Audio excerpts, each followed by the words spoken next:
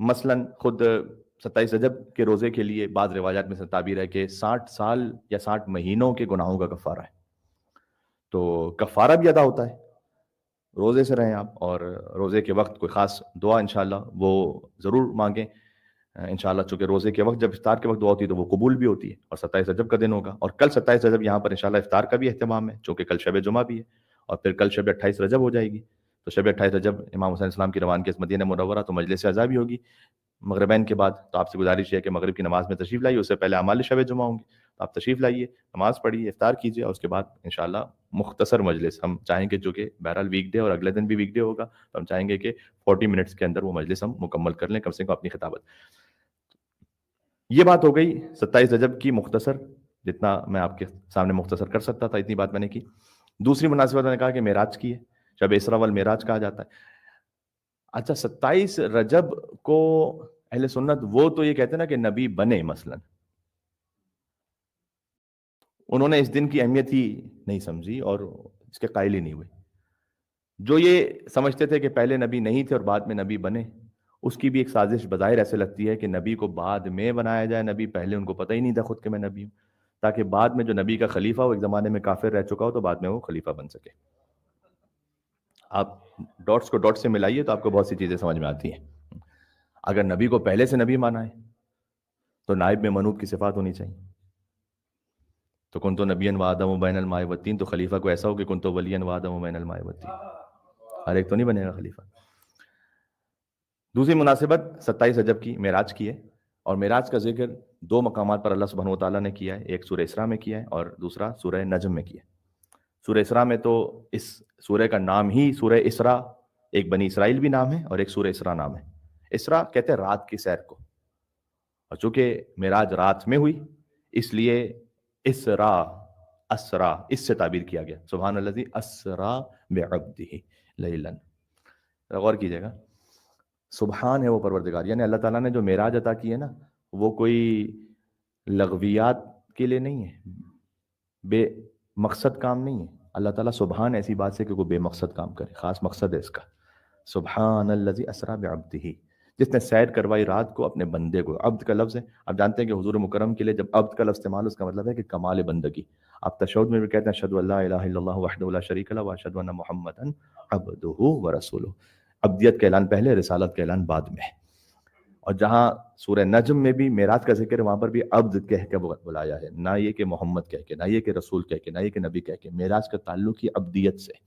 سبحان الذی اسری بعبدہ لیلا من المسجد الحرام، لیلا کا لفظ ہے، لیلن یعنی ایک عظمتوں والی رات، لیلن من المسجد الحرام، لیلن یہاں پر تنوین عظمت ہے کہ اللہ تعالیٰ لے گیا اپنے بندے کو خاص ایک رات، من المسجد الحرام الى المسجد الاقصى الذي باركنا حوله لنريه من آیاتنا، مسجد الحرام سے لے گیا پروردگار انتہائی نقطہ سجود تک لے گیا، آخری جو سجدہ کرنے کا مقام تھا، عبدیت کی آخری حد یہاں تک۔ کیوں؟ تاکہ اپنی نشانیاں دکھلائے۔ لقد رأى من آیات ربہ الکبریٰ، اللہ تعالیٰ نے سورہ نجم میں کہا ہے کہ ہم نے اپنی سب سے بڑی نشانی دکھائی مصطفیٰ کو۔ مولا کائنات کی زیارت میں کہ السلام علیک آیت اللہ العظمیٰ، اے اللہ کی سب سے بڑی نشانی آپ پر سلام ہو۔ سورہ نجم میں جب اللہ تعالیٰ نے معراج کا ذکر کیا نا، وَالنَّجْمِ إِذَا هَوَىٰ مَا ضَلَّ صَاحِبُكُمْ وَمَا غَوَىٰ وَمَا يَنطِقُ عَنِ الْهَوَىٰ إِنْ هُوَ إِلَّا وَحْيٌ يُوحَىٰ عَلَّمَهُ شَدِيدُ الْقُوَىٰ ذُو مِرَّةٍ فَاسْتَوَىٰ وَهُوَ بِالْأُفُقِ الْأَعْلَىٰ ثُمَّ دَنَا فَتَدَلَّىٰ فَكَانَ قَابَ قَوْسَيْنِ أَوْ أَدْنَىٰ فَأَوْحَىٰ إِلَىٰ عَبْدِهِ مَا أَوْحَىٰ۔ یہ اللہ تعالیٰ نے جو آیت نازل کی ہیں، ستارے کی قسم جب وہ ٹوٹا، نہ آپ کبھی بہکے نہ گمراہ ہوئے ہیں، آپ اپنی مرضی سے بات نہیں کرتے، آپ وہی کہتے ہیں جو اللہ کی وہی کہتی، جب آپ اعلیٰ ترین افق پہ تھے اور آپ کو ایک شدید قوت والے نے تعلیم کیا۔ علمہ شدید القوا، یہاں پر بھی شدید القوا کے لیے اہل سنت مفسرین نے لکھا شدید القوا یعنی جبرائیل، جبرائیل نے آپ کو یہ تعلیم کی وحی۔ اللہ سبحانہ وتعالیٰ معلم ہے رسول اللہ کا، تو اس لیے ہمارے پاس اہل بیت علیہ السلام کی دعا میں کیا، جب اللہ کو پکارتے ہیں یا شدید القوا، آپ کے ذہن میں ہے لفظ یا شدید القوا، علمہ شدید القوا، اس شدید قوت والے رب نے تعلیم کیا مصطفیٰ کو۔ علمہ کا معلم تکن تعلم، آپ کو وہ سکھلایا کہ جو کوئی جانتا ہی نہیں تھا۔ نہیں، اس کا ترجمہ یہ نہیں، علمہ کا معلم تکن تعلم، آپ کو وہ سکھلایا کوئی جان ہی نہیں سکتا تھا، اصل ترجمہ یہ ہے۔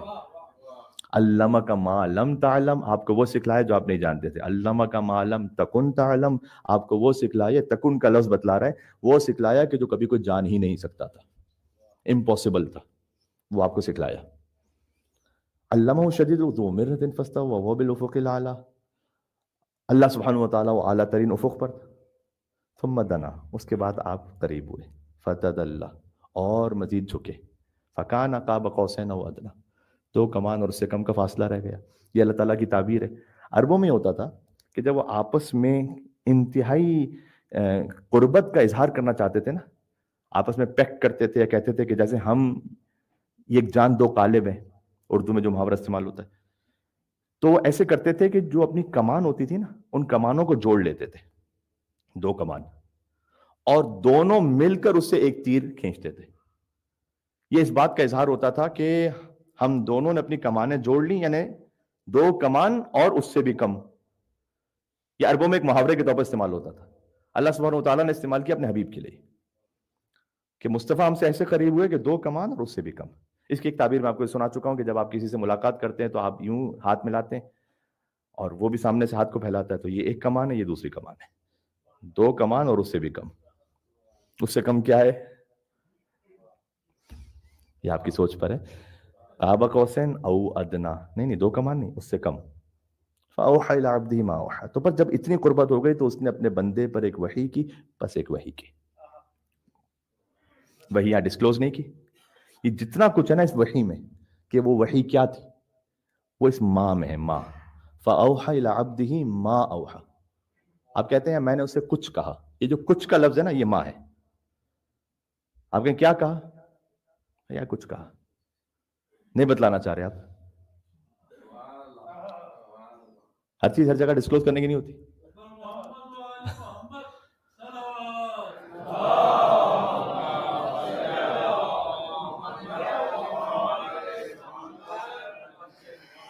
اوحى الى عبده ما اوحى، اس نے اپنے بندے پر ایک وحی کی ہے، بس ایک وحی کی ہے. اللہ جانے میں نے کب پہلے مثال دی ہو کہ میں یہاں سے آ رہا تھا، مجھ سے جناب شاہ جی صاحب تشریف فرما، چاہے ان کی مثال دیتا ہوں، اچھی مثال، کہ کچھ کہا انہوں نے میرے کان میں. کمال صاحب کچھ لوگوں کو کیوریوسٹی ہوتی ہے، کیا کہہ رہے تھے؟ میں نے کہا کچھ کہہ رہے تھے. ابھی بیان کرنا ضروری نہیں ہے. میں ممبر سے تقریر کرنے لگا تو انہوں نے کہا کہ مولانا وہ بتا دیجئے جو آپ کو پہلے بتلایا گیا تھا. یعنی کتنی بات پہنچ رہی. یہ جو ماں ہے نا اس کے اندر ہے سب کچھ. فاوحى الى عبده ما اوحى.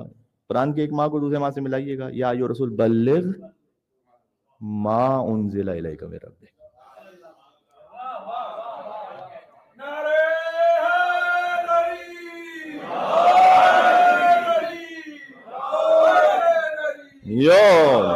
سمجھاری بات ہے.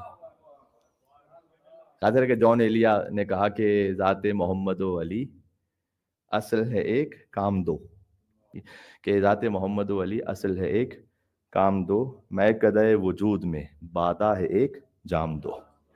غار حرائے احمدی، 27 رجب، غار حرائے احمدی خم غدیر حیدری، مقصد فیض عام ایک، منظر فیض عام دو. مقصد دونوں کا ایک ہے، منظر 2 الگ الگ ہیں. منظر ایک غدیر کا منظر ہے، ایک غار حرا کا منظر ہے. مقصد فیض عام ایک، منظر فیض عام 2.